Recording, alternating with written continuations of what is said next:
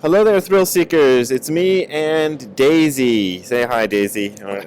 Okay, you can lick me on the mouth. That is my nephew's dog, and I am out here in Las Vegas, Nevada, visiting my nephew, and they are grinding up trees across the street. And I'm really sorry about that. I have a narrow window of opportunity in which I can make this video, just a little bit of time because I'm visiting my nephew and I'm doing stuff with him and all that. And I'm just hoping the tree grinding noise does not overwhelm the entire video.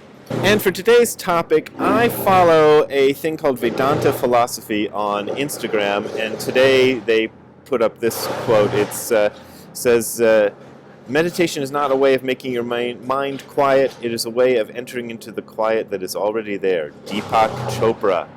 And I am here to tell you today, Deepak Chopra is right. And the reason I bring this up is it was kind of funny to see the comments that came up after this quote. Several people were very upset. I'm unfollowing you now because you're quoting Deepak Chopra. Deepak Chopra is a charlatan, and blah blah blah. And there's several little comments after it like that along those lines. And I thought, that quote might have come from Deepak Chopra, but it is one of the best quotes I've seen in a long time about what meditation is. A lot of people use meditation or think of meditation as a thing that you're a process or a technique or something that you're doing to try to force the mind to be quiet, to make the mind quiet.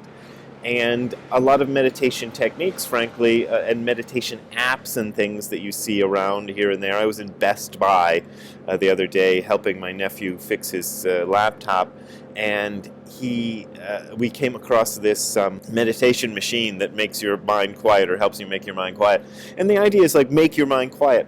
But Deepak Chopra in that quote is giving me, giving us, the people who read that quote, the kind of shikantaza way. I don't know how much Deepak Chopra has ever studied shikantaza. He probably knows what it is, but I doubt that he's really studied it. But that's what we're doing in the Zen style of meditation. We're trying to enter into the quiet that is already there. The quiet that is there even when they're grinding up trees across the street, and even when I did my zazen this morning, Daisy is a very affectionate sort of dog, and one might call her needy, perhaps, but she was like all over me, and you could see, I suppose, when I showed her at the beginning of the video, she's a big dog, so she was like all over me, like trying to lick my face and trying to put her head on my knee and trying to get my attention, and I just sat there still, and as I sat still long enough, as after I don't know 10 minutes or something of this, she finally gave up, but I just sat still through all of it. Probably couldn't have done that when I first started doing Zazen, but I can do it now.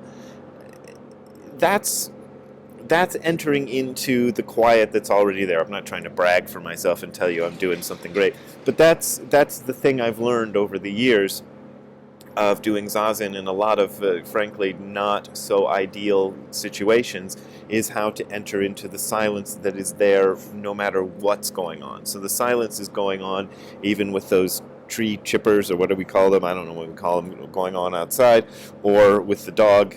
Here she is again. She really wants my attention.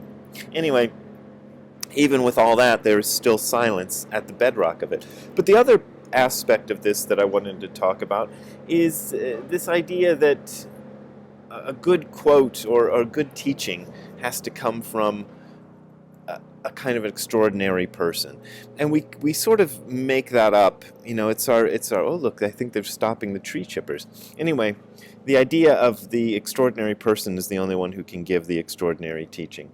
It would be great, it would be wonderful if all good spiritual teachings, or teachings of any kind, or good anything in life, good music, good art, good whatever, came from people who were just morally upright and decent and wonderful and never did a bad thing or said a bad word in their whole lives. Daisy's over there sneezing. But that ain't the case. It just really isn't.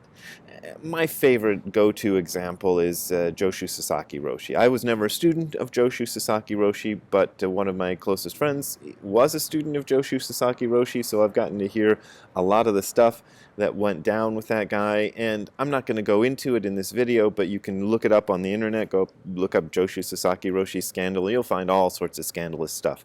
However, as I've said numerous times on this channel, one of my favorite books, a really important book for me when I first started Zazen, and a book that continues to be inspirational to me almost 40 years later, is Joshu Sasaki's Buddha is the Center of Gravity. I think it's one of the best Zen books ever written, and it was kind of disappointing to find out it came from this guy who did stuff that was, let's see, I'll be charitable and say questionable. I think even Joshu Sasaki's most ardent supporters would call what he did questionable. And of course, there's people who aren't his ardent supporters at all who would call it, criminal, But he did some stuff that you can't really say much good about some of the stuff that he's accused of doing. But he was able to bring forth this amazing teaching. Same deal with Deepak Chopra. He says this thing, and everybody gets upset about it, but it doesn't matter that it came from Deepak Chopra. It's right.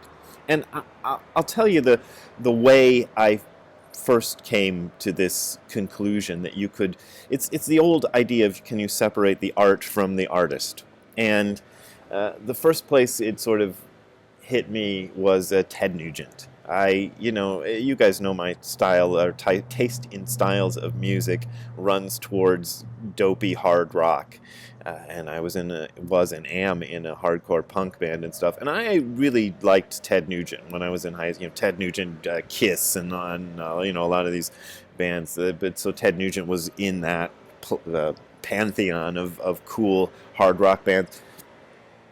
And then when Ted Nugent started getting political, I'm like, oh my God, this guy, I really didn't like some of the things he was saying. And it bugged me, but I realized I still love those albums. I'm not going to stop listening to those great albums, whether you like Ted Nugent or not. That's your individual style, but I like it. And I'm not going to say this music is no good just because this guy is a loudmouth who has a lot of opinions that at the time that I first came across them I did not like. So, I started being like, well, I'm not going to throw away my Ted Nugent albums.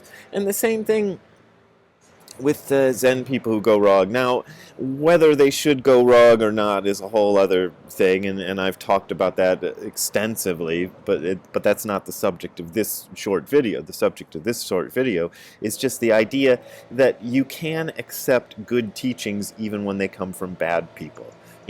Bad people is sort of people are bad and good. And the Zen way of understanding what a person is a changing thing. There isn't one solid Brad Warner who is consistent and through, who produces whatever it is that I say that keeps you folks watching me. There is something greater than Brad Warner that occasionally this idiot is able to bring forth, and I bring it forth when I can, and I try my best to do that. And the ethical teachings of Buddhism are there, I think, for a lot of reasons, but one of the reasons they are there is so that the teaching doesn't become tainted by the teacher. So this is why Buddhist monks are enjoined and told and asked to make a vow to always act ethically, so that they don't do crummy things that end up making people go, oh, Buddhism sucks because this guy did all these crummy things. I think that's one of the reasons. There's a lot of other reasons, as I said, for the precepts, but that's one of them. And that's one of the things, if you happen to be a Buddhist teacher who's watching this, I think we all should remember that the good that we produce with our ability to channel whatever this thing is we can channel can be tainted by bad behavior. So don't do it. And as for Deepak, I watched that documentary that his son made of him, and I came away from it with not tremendous respect, I guess, for not like I'm going to be a Deepak Chopra fan the rest of my life or anything, but I thought, man, he's a lot better than I thought he was. So maybe, maybe he's not as terrible as we think he is. I don't know. I don't know that much about Deepak Chopra, so I'm not about to find out a lot about him, but I thought maybe he's not as bad as I thought he was. Or maybe he is. But anyway, that doesn't change the fact that this quote that they put on Instagram by him is really good. So there you go. That's what I got to say from Las Vegas, Nevada.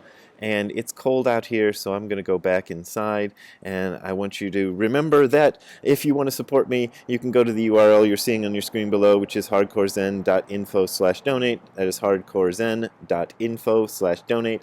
That is where you will find my PayPal and Patreon accounts. You'll find links there. And those are my way of making a living these days, really almost my sole way of making a living. And I really appreciate your support. But as always, this is offered for free, so you don't got to donate if you don't want to donate. Anyway, have a good time all the time. We will see you later. Bye.